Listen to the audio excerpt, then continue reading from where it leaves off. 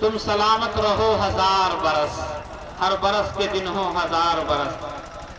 واہ دل خیر آبادی، میرے بزرگوں اور بھائیوں، ہمارے اس صوبہ اتر پردیش کے لگے ہوئے صوبے بہار کی راجدھانی پٹنہ سے یہاں تشریف لائے ہیں حضرت مولانا مفتی عبید اللہ صاحب، دارالعلوم امارت شرعیہ پٹنہ بہار۔ آپ جانتے ہیں ان کے آنے میں کم سے کم 12-13 گھنٹہ خرچ ہوا ہوگا، تو 12-13 گھنٹہ یہ سفر کر کے آئے ہیں۔ آپ 1 گھنٹے کے بدلے میں 1.5 منٹ انہیں ضرور دیجئے، 18 سے 20 منٹ انشاءاللہ یہ گفتگو فرمائیں گے۔ آپ حضرات دل جمعی کے ساتھ بیٹھیں۔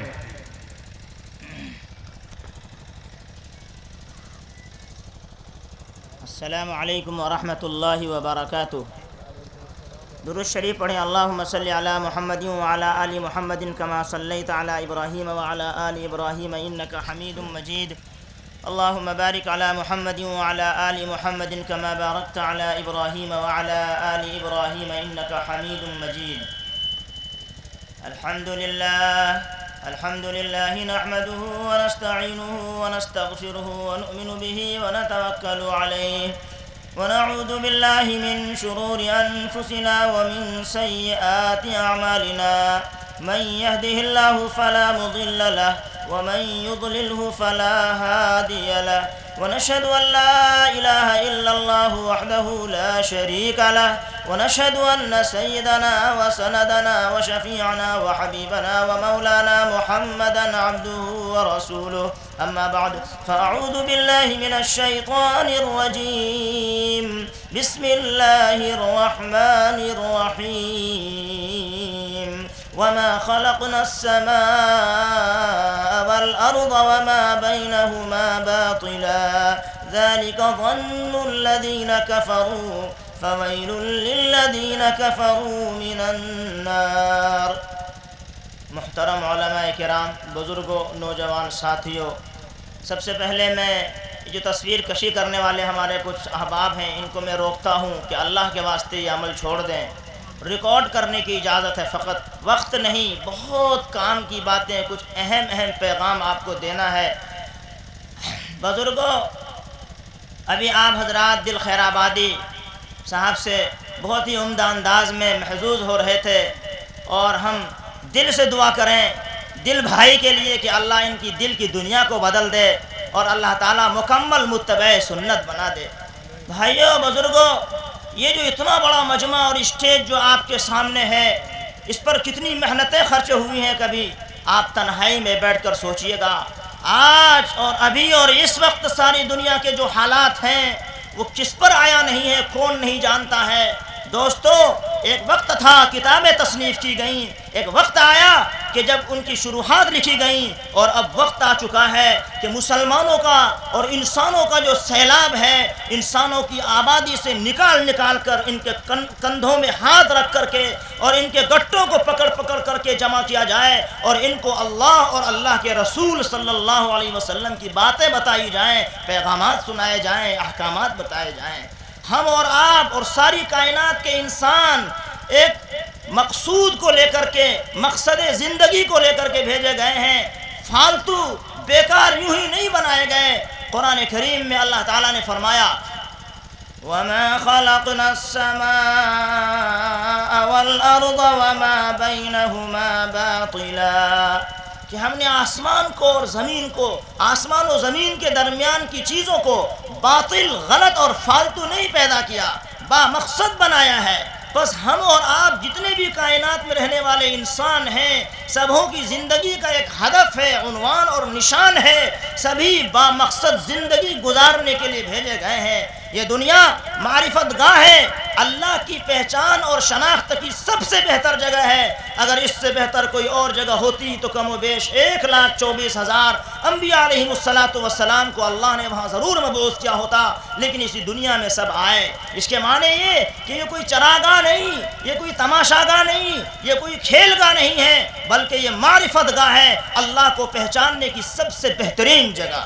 وَمَا خَلَقْتُ الْجِنَّ وَالْإِنسَ إِلَّا لِيَعْبُدُونَ، کہ میں نے جنات و انسان کو صرف اپنی عبادت کے لیے پیدا کیا۔ إِلَّا لِيَعْبُدُونَ اے إِلَّا لِيَعْرِفُونَ، تاکہ میری شناخت حاصل کریں، میری پہچان حاصل کریں، مجھے پہچانیں اور مجھے جانیں۔ لیکن قرآن میں اللہ نے یعرفون نہیں فرمایا، یعبدون فرمایا۔ اس میں نکتہ یہ ہے کہ اللہ کی معرفت اور اللہ کی پہچان بغیر عبادت کے حاصل نہیں ہو سکتی ہے، اس لیے یعبدون کا صیغہ اور کلمہ استعمال کیا گیا۔ بزرگوں، قرآن پاک میں ایک موقع پر جناب محمد الرسول اللہ صلی اللہ علیہ وسلم کو اللہ نے حکم دیا، خطاب خاص فرمایا، خوشخبری سنانے کا حکم دے دیا۔ ارشاد، فبشر عباد، نبی جی صلی اللہ علیہ وسلم آپ میرے بندوں کو خوشخبری سنائیے۔ کیسے بندے؟ کون سے بندے؟ کون ہیں جو مستحق بن گئے ہیں خوشخبری سنانے کے؟ اللہ فرماتے ہیں، الذین یستمعون القول فیتبعون احسنہ، میرے وہ بندے جو بات کو دھیان سے سنتے ہیں، توجہ کے کان سے سنتے ہیں۔ جیسے یہ مجمع جو بھی ہے، جتنا بھی ہے، اللہ کی توفیق سے الحمدللہ یہ سارا مجمع اس بات کا مستحق ہے، اللہ نے ان کو اس بات کا اعزاز اور شرف عطا فرمایا ہے کہ جناب محمد الرسول اللہ صلی اللہ علیہ وسلم سے جو بات آج سے 300 سال پہلے کہی تھی، اور اللہ تعالیٰ نے کہا کہ آپ ایسے بندوں کو خوشخبری سنائیے جو بات کو دھیان سے سنتے ہیں اور احسن کی، کہ سارا کا سارا احسن اور عمدہ ہی ہے، اس کی پیروی کرتے ہیں۔ معلوم یہ ہوا کہ ایسے لوگ ہدایت پر ہیں اور ایسے لوگ اولو الالباب اور عقل مند ہیں قرآن کی اصطلاح میں۔ آج الحمدللہ جزائے خیر دے اللہ تعالیٰ جناب حضرت مولانا ڈاکٹر عبدالسلام صاحب دامت برکاتہم کو، اور اسی طرح سے جناب حضرت مولانا عمران احمد خان صاحب کو، اور جو ان کے رفیق کار ہیں اور جو انتظامیہ کمیٹی والے ہیں، کہ انہوں نے ماشاءاللہ اتنی محنت کے ساتھ آپ حضرات کو مدعو کیا اور جمع کیا۔ آپ حضرات نے ان کی مختصر سی دعوت پر لبیک کہہ کر کے آپ یہاں تشریف لائے۔ یقین مانیے گا کہ میدان محشر میں اگر اللہ نے ہمارا کوئی بھی عمل مقبول فرما لیا تو ہماری نجات کے لیے وہ کافی ہوگا انشاءاللہ۔ دعا فرمائیں کہ جتنی دیر یہاں بیٹھنا ہمیں نصیب ہو جائے، اللہ تعالیٰ اس مقدس گھڑی میں جو تہجد کا وقت اب چل رہا ہے، اس میں ہم سب کا بیٹھنا قبول فرمائے اور اللہ تعالیٰ ہم سب کی نجات کا فیصلہ صادر فرمائے۔ دوستو، بزرگوں، آج دنیا والوں کے پاس دو بڑی بڑی طاقتیں ہیں، ایک پرنٹ میڈیا ہے اور ایک الیکٹرونک میڈیا ہے۔ جو کچھ بھی ہوتا ہے اس کو پرنٹ کے ذریعے سے آؤٹ کر کے باہر کر دیا جاتا ہے۔ آپ جانتے ہیں رسائل کی شکل میں، اخبارات اور نیوز کی شکل میں، یہ ان کے پاس ایک بڑی طاقت مانی جا رہی ہے۔ اور ایک ہے الیکٹرونک میڈیا۔ آپ جانتے ہیں ٹیلی ویژنوں کے ذریعے سے، چینلوں کے ذریعے سے پروگرام شائع کیے جا رہے ہیں، اور آج کیا کیا نہیں ہو رہا ہے، میں ادھر نہیں لے جاتا، میرے پاس وقت ہوتا تو میں بڑی تفصیل کے ساتھ آپ سے گفتگو کرنے کے ارادے سے حاضر ہوا تھا۔ حضرت اقدس علامہ کو آنا تھا، یعنی حضرت اقدس مولانا و مفتی محمد سہراب صاحب ندوی زیدہ مجدو کو، لیکن ایسی مشغولیت نے ان کو آ گھیرا، اور امارت شریعہ چونکہ بہار، اڑیسہ، جھارکھنڈ تینوں صوبوں کو لے کر چل رہی ہے، کب کس وقت میں کون سا حکم اور کون سا قدم آگے بڑھانا پڑ جائے، اور اس تحریک کو آگے بڑھانے کے لیے ان کو چونکہ نائب ناظم میں جانا پڑ جاتا ہے، اس لیے حضرت نے معذرت کر دی ہے یہاں سے، اور مجھے حکم دیا کہ تمہیں وہاں جانا ہی ہے۔ بہرحال میں آپ حضرات کے بیچ میں حاضر ہوا۔ میں نئی تمہید میں بھی نہیں جانا چاہتا، میں یہ عرض کرنا چاہتا ہوں کہ دو بڑی بڑی طاقتیں آج ساری دنیا والوں کے پاس ہے، اور ان دونوں طاقتوں کو وہ استعمال کر رہے ہیں، لیکن ہم مسلمان خوش قسمت ہیں، یہ جان لیجئے، ساری دنیا کے مسلمانوں کو اللہ تعالیٰ نے ان دونوں طاقتوں سے بڑھ کر طاقت عطا فرمائی ہے۔ وہ کیا ہے؟ فیس ٹو فیس میڈیا کی طاقت ہے۔ اس وقت میں ہم اور آپ بیٹھ کر کے جو سن رہے ہیں، یہ کیا کم ہے؟ معمولی بات ہے۔ جمعے کے دن منبر و محراب سے یہ جو اکابرین علماء بیٹھے ہوئے ہیں، ماشاءاللہ بڑے محتاط انداز میں کریم لوگوں کو سمجھاتے ہیں، اور مغز اور خلاصہ بات بتا کر کے لوگوں کو بہت اچھے انداز میں ڈھنگ سے ان کی قیادت اور سیادت کے فرائض انجام دیتے ہیں۔ بزرگوں، یقیناً اس کو ہم غنیمت جانیں اور اللہ کا احسان مانیں۔ میں یہ عرض کرنا چاہتا ہوں کہ ہم اور آپ اس دنیا میں جو تشریف لائے ہیں، اللہ نے جو مکرم بنا کر بھیجا ہے، مقصدیت کے تحت اور زندگی کا عنوان اور پتہ متعین کر کے بھیجا ہے۔ جب بات یہ ہے تو ہم اور آپ غفلت کی زندگی گزاریں، یہ انسان کی اور مرد مومن کی شان نہیں ہے۔ اللہ فرماتے ہیں، أَفَحَسِبْتُمْ أَنَّمَا خَلَقْنَاكُمْ عَبَثًا وَأَنَّكُمْ إِلَيْنَا لَا تُرْجَعُونَ۔ لوگو، کیا تم نے یہ خیال کر لیا ہے کہ تم بیکار پیدا کیے گئے، ہم نے تمہیں عبث اور فالتو پیدا کیا، تم ہماری طرف لوٹائے نہیں جاؤ گے؟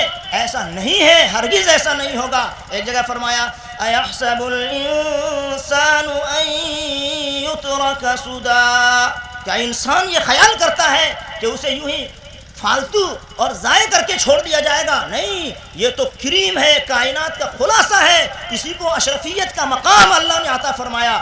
وَلَقَدْ كَرَّمْنَا بَنِي آدَمَ، ہم نے آدم علیہ السلام کی اولاد کو، بچوں کو کرامت عطا فرمائی، کرامت کا تاج سروں پر رکھا۔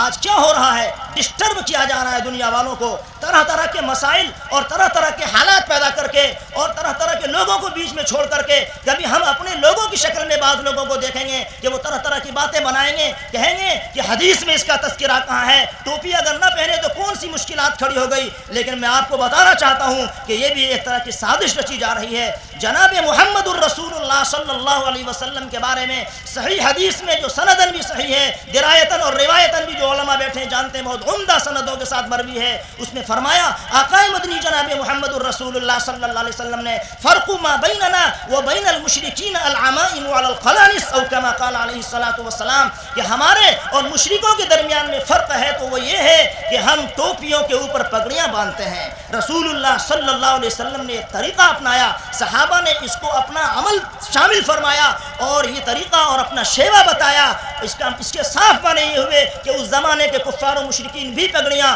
اپنے سروں پر لپیٹتے تھے مگر ٹوپی کے بغیر، مگر آقا مدنی جناب محمد الرسول اللہ صلی اللہ علیہ وسلم کی جو پگڑی ہوتی تھی نیچے ٹوپی کے ساتھ ہوتی تھی۔ کوئی ماہ کلام ساری دنیا میں کہیں پر کائنات میں آپ کو نہیں ملے گا جو یہ ثابت کر سکے کہ جب آقا مدنی جناب محمد الرسول اللہ صلی اللہ علیہ وسلم نماز پڑھنے کے لیے جاتے ہوں تو اپنے سر سے پگڑی کو اتار لیتے تھے اور نماز پڑھ لیتے تھے۔ اس کے معنی یہ ہوئے کہ جب آپ نے پگڑی نہیں اتاری تو ٹوپی کے ساتھ ضرور نماز پڑھی ہے، تو آخر لوگوں کو اور امت کو اور ہمارے دوستوں کو کیوں مغالطے میں ڈالا جاتا ہے؟ اس طرح کی اور بھی مثالیں ہیں، مثال دینے کا موقع نہیں ہے۔ میں یہ عرض کر رہا ہوں کہ ہمیں اور آپ کو بہت ہی چوکنا رہنا ہے، بہت میدان مغزی کے ساتھ زندگی گزارنی ہے اور اللہ کا احسان اور اس کا شکر ادا کرتے رہنا ہے، تو انشاءاللہ ہمارے ایمان کا کوئی سودا نہیں کر پائے گا۔ لاکھ کوئی کتنوں چاہے گا ہمیں بہکانا، گمراہ کرنا، انشاءاللہ اس کی گمراہی کا کوئی اثر نہیں پڑے گا۔ بس شرط یاد رکھیے کہ جو نہیں جانتے ہیں وہ جانکاروں سے معلوم کر لیں۔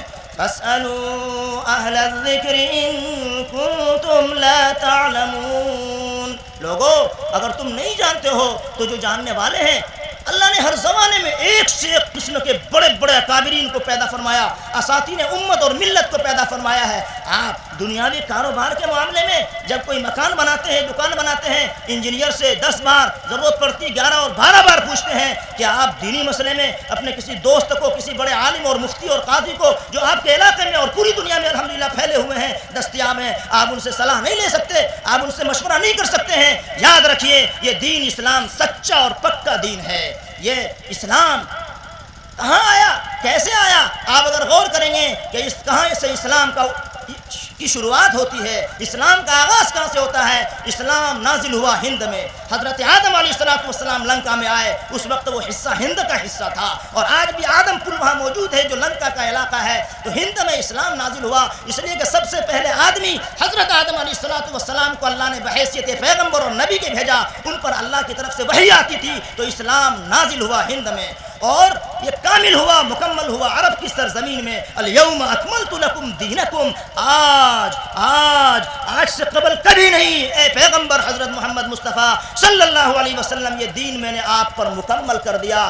لکم، تمہارے لیے، امت کے لیے، سب کے نفع کے واسطے، قیامت تک آنے والی نسلوں کے لیے اس دین کو کامل و مکمل کر دیا ہے۔ اللہ تعالیٰ نے فرمایا، اللہ رب العزت نے، ان الدین عند اللہ الاسلام، وہ دین جو اللہ کو پسند ہے، مرضی اور پسندیدہ دین اللہ کی نظر میں اسلام ہی ہے، اس کے سوا سب بکواس، سب غلط۔ قل هل ننبئكم بالاخسرین اعمالا الذین ضل سعیهم فی الحیاۃ الدنیا وهم یحسبون انهم یحسنون صنعا، یہ جتنے بھی لوگ ہیں سمجھتے ہیں کہ ہم بھی کچھ کر رہے ہیں۔ سورہ کہف کے آخری رکوع میں اللہ نے پتہ بتایا ہے، فلا نقیم لهم یوم القیامۃ وزنا، کہ کوئی بھی وزن نہیں کرنے والے ہیں، ان کے اعمال کل عدم اور اکارت اور رائگاں اور بیکار ہو جائیں گے۔ اس لیے بزرگوں، اللہ رب العزت کا احسان مانیے اور اللہ کا احسان پہچانیے کہ اس نے اپنے فضل و کرم سے ہمارے لیے ایسا ماحول سازگار فرمایا اور یہ دن دکھایا کہ یہ دین اسلام ہمیں، آپ کو اور ساری دنیا جہان کے مسلمانوں کو عطا فرمایا،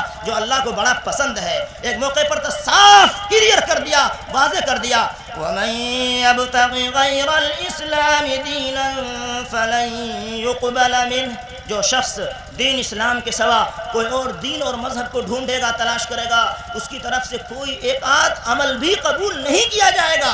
وَهُوَ فِي الْآخِرَةِ مِنَ الْخَاسِرِينَ، وہ آخرت میں گھاٹا اٹھانے والوں میں سے ہوگا، نقصان اٹھانے والوں میں سے ہوگا۔ کتنے ظالم ہوں گے میدان محشر میں، جو ظلم کی وجہ سے جو دنیا میں وہ کیا کرتے تھے، دندناتے پھرتے تھے کسی بھی حوالے اور تعلق سے، کل قیامت میں اپنے ہاتھوں کو باہوں تک کاٹیں گے۔ وَيَوْمَ يَعَضُّ الظَّالِمُ عَلَى يَدَيْهِ يَقُولُ يَا لَيْتَنِي لَمْ أَتَّخِذْ فُلَانًا خَلِيلًا، کہے گا کاش میں نے فلانے کو دوست نہ بنایا ہوتا۔ کل میدان محشر میں دوستو ہم ایک دوسرے کو پہچانیں گے۔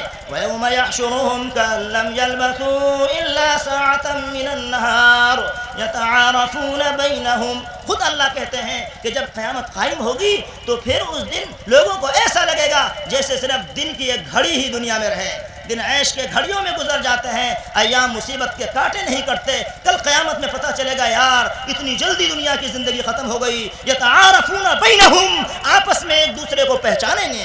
وَيَوْمَ يَبْعَثُهُمُ اللَّهُ جَمِيعًا فَيُنَبِّئُهُم بِمَا عَمِلُوا أَحْصَاهُ اللَّهُ وَنَسُوهُ، جس دن اللہ سارے لوگوں کو اپنے سامنے کھڑا کرے گا، قبروں سے مردوں کو نکالے گا، سارے خزانوں اور دفینوں کو اللہ باہر کرے گا۔ وَأَلْقَتْ مَا فِيهَا وَتَخَلَّتْ، ساری زمین اگل دے گی اور خالی ہو جائے گی، اور اللہ زمین کو مدت دراز، وَإِذَا الْأَرْضُ مُدَّتْ، زمین دراز کر دی جائے گی۔ حدیث پاک کا مضمون ہے تُمَدُّ الْأَرْضُ مَدَّ الْأَدِيمِ، کہ اس زمین کو ایسا کھینچ کر کے لمبا کیا جائے گا جیسے چمڑے کو اور ربڑ کو کھینچا جاتا ہے۔ نہ کوئی آڑ ہوگا، نہ کوئی غار ہوگا، نہ کوئی پہاڑ ہوگا، تاکہ سارے اولین و آخرین کا اسی سرزمین پر حساب چکایا جا سکے۔ حلال میں حساب ہے، یاد رکھیے گا، حلال میں حساب ہے اور حرام میں عذاب ہے۔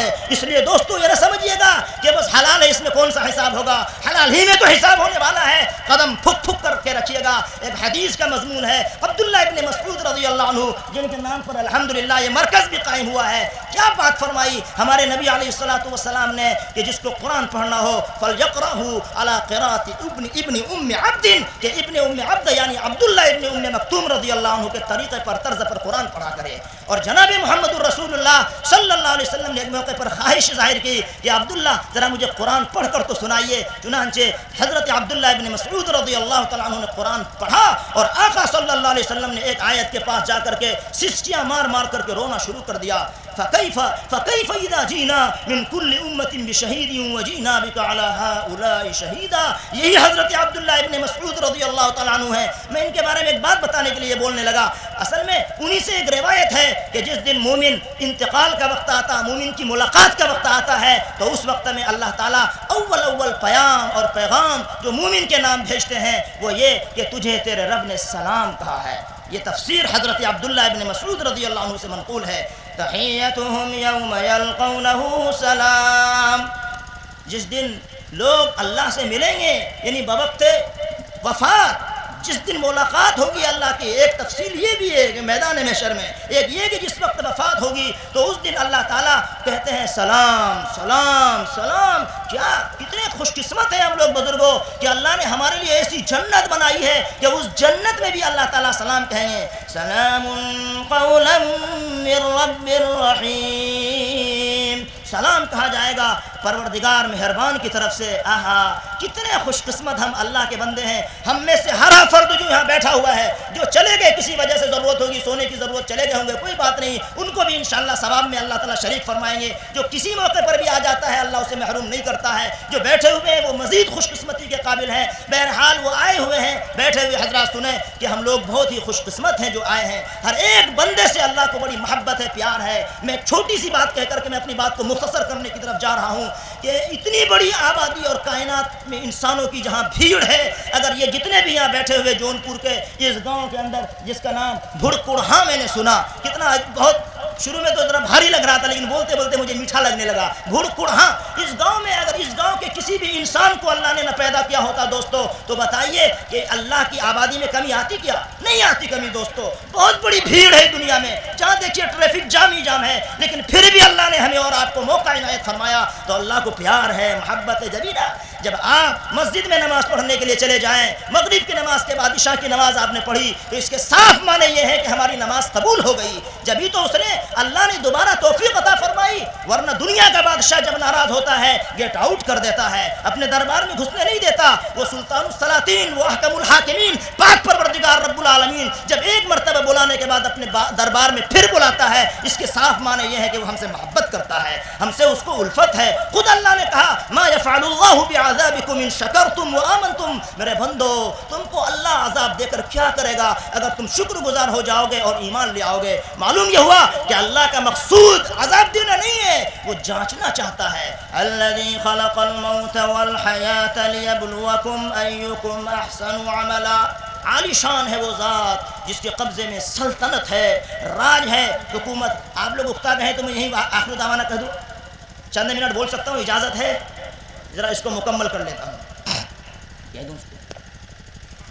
اللہ رب العزت نے فرمایا عالی شان ہے, اپنا پریچے کرایا, تعارف کرایا, انٹروڈکشن کرایا اللہ تعالیٰ نے. تو فرمایا بسم اللہ الرحمن الرحیم تبارک الذی بیدہ الملک. چونکہ اب ماشاءاللہ حضرات شوق سے سن رہے ہیں تو میرا بھی جذبہ اندر سے تھوڑا بیدار ہونے لگا, اس لیے سنانے لگا. ورنہ تو میں تو حضرت کے حکم کے مطابق 20 منٹ, چونکہ میرا اپنا ایک مزاج ہے, اگر کہیں کہا جاتا 20 منٹ بولنا ہے تو میں 19 منٹ چند سیکنڈ میں ختم کر دیتا ہوں. لیکن آج پتہ نہیں کن کی برکت سے مجمع میں سے کوئی ایسا بیتاب معلوم ہو رہا ہے, کچھ لوگ ایسے ہیں جن کی توجہات کا اثر پڑ رہا ہے. الغرض بہرحال دوستو بزرگوں, اللہ رب العزت کا احسان ہے. میں یہ کہہ رہا تھا عالی شان ہے وہ ذات جس کے قبضے میں سلطنت ہے, راج ہے, حکومت ہے. وہ اپنا خود تعارف کرتا ہے اور وہ اپنے بارے میں آگے فیصلہ صادر کرتا ہے. الذی خلق الموت والحیات, اسی نے مرنا اور جینا, یہ حضرت شیخ الہند رحمۃ اللہ علیہ کا ترجمہ ہے, یعنی مرنے اور جینے کے سسٹم کو اسی نے بنایا. موت کیا ہے, حیات کیا, الذی خلق الموت, حیات کو بعد میں بیان کیا تاکہ انسان غور کرے کہ ہماری جو زندگی ہے موت کو پیش نظر رکھ کر کے گزارنے کے لیے ہے, اس لیے موت کو اللہ نے پیشگی بیان کیا. اسی نے مرنے کے سسٹم کو بھی بنایا ہے,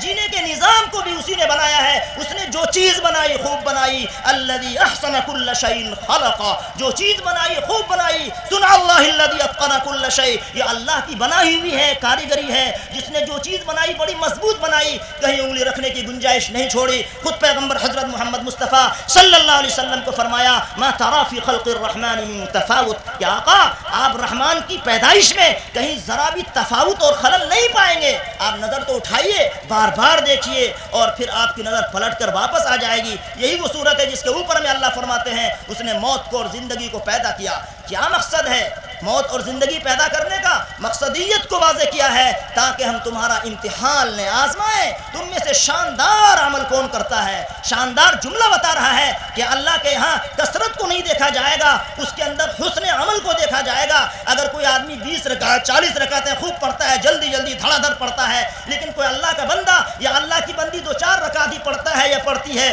لیکن شوق کے ساتھ, استحضار کے ساتھ, خوف کے ساتھ, ان تعبد اللہ کانک ترى مل احسان ان تعبد اللہ کانک ترى, تفصیل کا موقع نہیں, ایسی کیفیت کے ساتھ پڑھتا ہے تو بزرگوں اس کا وزن جب تولا جائے گا عمل کو تو بھاری پڑ جائے گا بمقابل اس کے جس نے کثرت کے ساتھ کر کے گیا ہے, عمل کیا ہے لیکن اس کا عمل بھاری پڑ جائے گا. فاما من ثقلت موازینہ فهو فی عیشۃ راضیہ, جس کی تولیں بھاری پڑ جائیں گی وہ عیش و آرام میں ہوگا. معلوم یہ ہوا کہ وہاں گنے نہیں جائیں گے. اگر گنتی ہوتی اللہ کے یہاں تو وہ بندہ یا بندی آگے بڑھ جاتی کہ جس کے اعمال زیادہ ہے گنتی کے اعتبار سے, اکاؤنٹنگ کے اعتبار سے, لیکن اللہ کے یہاں حسن عمل مطلوب ہے. فی احسن تقویم, جس نے پیدا کیا انسان کو بہترین سانچے میں, اس نے جس عمل کا مطالبہ کیا ہے وہ عمل بھی احسن اور عمدہ ہونا چاہیے. موت کو بنایا, اس میں نقطہ یہ سمجھ میں آتا ہے کہ اسے کبھی موت نہیں آ سکتی ہے. کیوں؟ اس لیے کہ موت تو نیست سے ہست اسی نے کیا ہے, موت نہیں تھی, اس کے پیدا کرنے سے پیدا ہوئی ہے.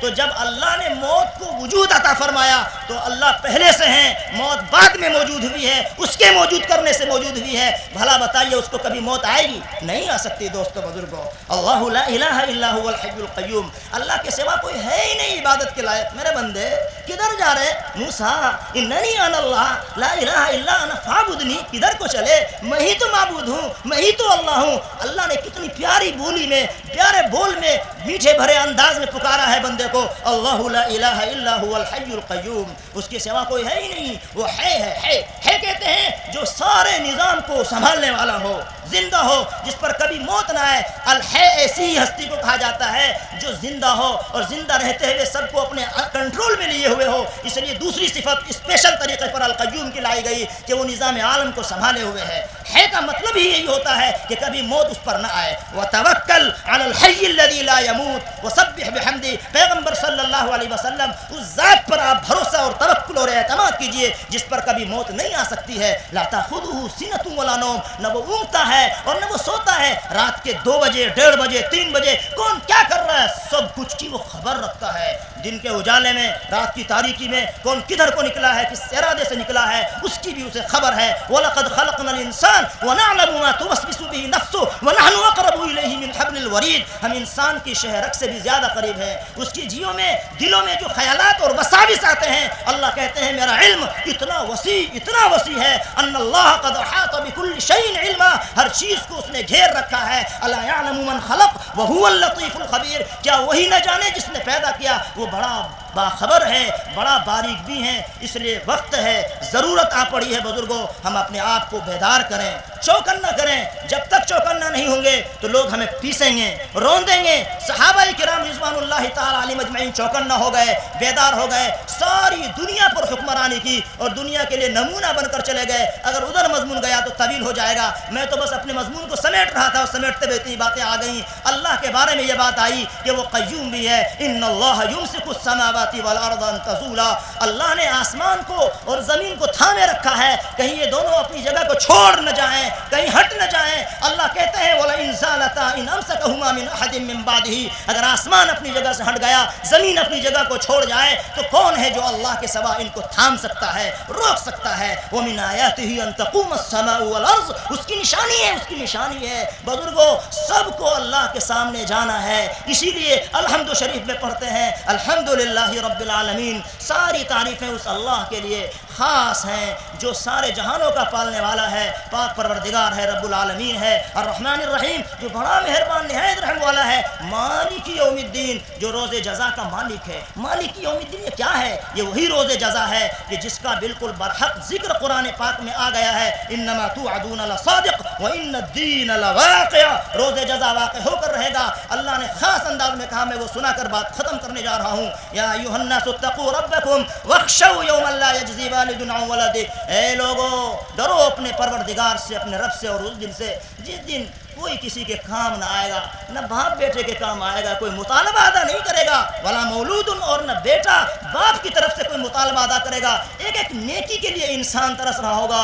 صاحبوں، دوستوں، بزرگوں، آج اللہ نے موقع غنیمت عطا فرمایا، اپنے عقل کو چھوڑیے، عقل بے پیندی کا لوٹا ہے، یہ نہ سوچئے کہ ہم نے جو سوچا حرف آخر ہے، ہمارا کہا ہوا کیوں نہیں مانا گیا۔ توبہ توبہ، نعوذ باللہ، عرفت ربی بفسخ العزائم، میں نے اپنے رب کو پہچانا ہی تھا۔ حضرت علی رضی اللہ عنہ کہتے ہیں عزائم کے ارادوں کے ٹوٹنے سے، تو آپ یہ سوچئے کہ بھلے میری بات نہیں مانی گئی، نہ یہ کہ اس کو ناک کا مسئلہ، انا کا مسئلہ بنایا جائے۔ ایک واقعہ سنا کر ختم کر دوں۔ ایک بزرگ نے، ان سے پوچھا گیا کہ حضرت میں ایک ایسا آدمی ہوں، انا رجل احب الفتنة وابغض الحق واكل المیتة واصلی بلا رکوع وسجود، بتائیے میں مسلمان ہوں کہ نہیں ہوں۔ اس واقعے کو اس لیے سنایا تاکہ آپ یہ سوچیں کہ صرف عقل پر جو ہم لوگ اعتماد کرتے ہیں، نقل پر اعتماد کی ضرورت ہے۔ اس بزرگ نے پوچھا لوگوں سے، بتاؤ کہ یہ مسلمان ہے کہ نہیں ہے؟ یہ ایسا آدمی ہے جو فتنے کو پسند کرتا ہے، مردار کھاتا ہے، اور یہ شخص ایسا ہے احب ابغض الحق، حق سے نفرت کرتا ہے، واکل المیتہ، مردار کھاتا ہوں،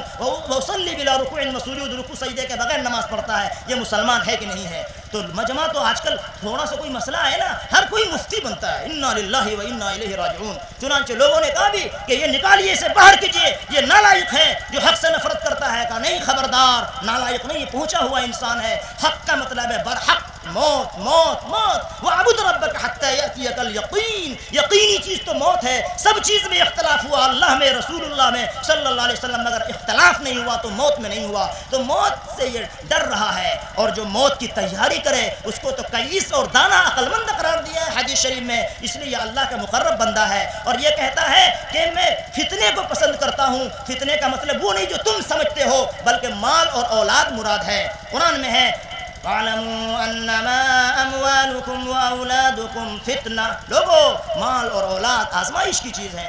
کتنے ہیں مال کے ذریعے سے آزمائے جا رہے ہیں، کتنی اولاد کے ذریعے سے آزمائے جا رہے ہیں. مال ہو مگر یہاں ہو، یہاں اندر میں جو دل ہے اس کے اندر نہ ہو. پانی نیچے اگر کشتی کے ہے تو کشتی چلتی رہے گی، اور وہی پانی کشتی کے اوپر آ جائے گی، کشتی ڈوب جائے گی. مال اندر گھسے گا، یاد رکھیے گا دل ہمارا دھندلا ہو جائے گا، گندا ہو جائے گا، ہم ڈوب جائیں گے. بہرحال یہ شخص جو فطرے کو یعنی مال اور اولاد سے محبت کرتا ہے، اور مال سے اس لیے محبت کرتا ہے تاکہ دین کی راہوں میں خرچ کرے. اس طرح کے اداروں کو جو ایک چھوٹا سا ادارہ مرکز یہاں عبداللہ ابن مسعود نام سے قائم ہوا، آپ ترقی دیجئے. میں اس سرزمین پر پہلی مرتبہ آیا، دیکھ کر گورینی مدرسہ خوش ہوا، اور دل سے دعا نکلی کہ یہاں اللہ تعالیٰ اس کو بھی گورینی مدرسہ اور اس سے آگے والا مرحلے میں اس کو آگے بڑھائے. اور اس وقت میں آپ سب لوگ کہیے آمین ثم آمین. اللہ کے لیے کوئی مشکل نہیں ہے. جس اللہ نے دارالعلوم دیوبند کو دارالعلوم دیوبند بنایا، مظاہر العلوم سہارنپور کو مظاہر العلوم بنایا، اور دارالعلوم ندوۃ العلماء کو ندوۃ العلماء بنایا، اور دنیا کے کتنے کتنے بڑے بڑے ادارے چلا رہا ہے، اس اللہ کے لیے کوئی مشکل ہے؟ آپ کی توجہ کی ضرورت ہے، آپ کی فکر کی ضرورت ہے. خوش قسمت ہیں دو طرح کے لوگ جو مدارس کے بوریے میں چٹائیوں میں بیٹھے ہوئے ہیں. ان کو فکر ہے بچوں کی، انہیں فکر ہے تعلیم کی، انہیں فکر ہے کیسے ان بچوں کو قرآن سیکھنا آ جائے، قرآن پڑھنا آ جائے.